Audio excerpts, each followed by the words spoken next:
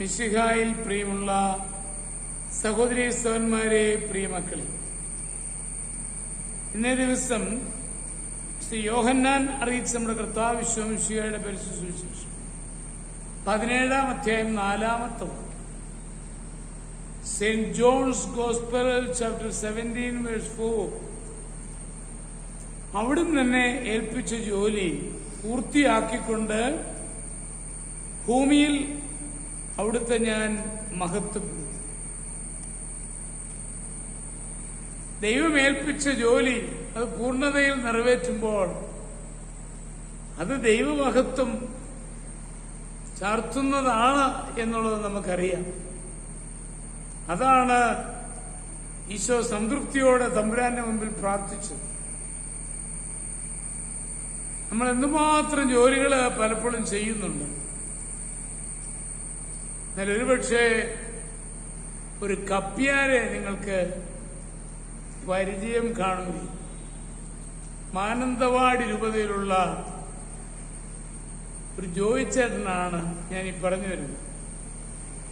അദ്ദേഹം വേണ്ട ശുശ്രൂഷകളെല്ലാം ചെയ്തതിന് ശേഷം ആളുകളുടെ കൂടെ പോയി നിന്ന് ഉറക്കെ പ്രാർത്ഥിക്കുകയും പാടുകയും സജീവമായ സമൂഹത്തോട് ഒന്നുചേരുകയും ചെയ്യും.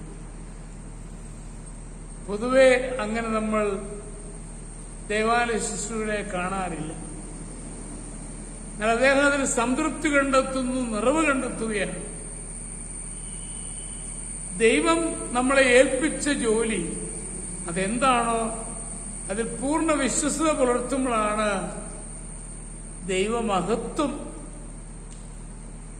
ചാർത്തുവാൻ സാധിക്കുന്നു. ദൈവം എന്നെ ഏൽപ്പിച്ച ജോലി എന്താണോ അതിൽ പൂർണ്ണതയോടെ അത് നിറവേറ്റുവാൻ, ഭാഗികമായിട്ടല്ല ആത്മാർത്ഥതയോടെ നിറവേറ്റുവാൻ നമ്മൾ ശ്രമിക്കുമ്പോൾ ദൈവത്തിന്റെ കൃപ നമ്മുടെ മേൽ ഒഴുകുകയാണ്. ഈ ചെറിയ ഒരു ഉദാഹരണത്തിലൂടെ ഞാൻ കൊണ്ടുവരുന്നത്, ദൈവം നമ്മെ ഏൽപ്പിക്കുന്ന ജോലി എന്താണോ അത് കൂടുതൽ വിശ്വസ്തയോടെ, കൂടുതൽ തീക്ഷ്ണതയോടെ മുമ്പോട്ട് പോകുവാൻ നമുക്ക് കഴിയണം. അവിടെയാണ് ദൈവത്തിന്റെ കൃപ നമ്മളെ നയിക്കുന്നത്.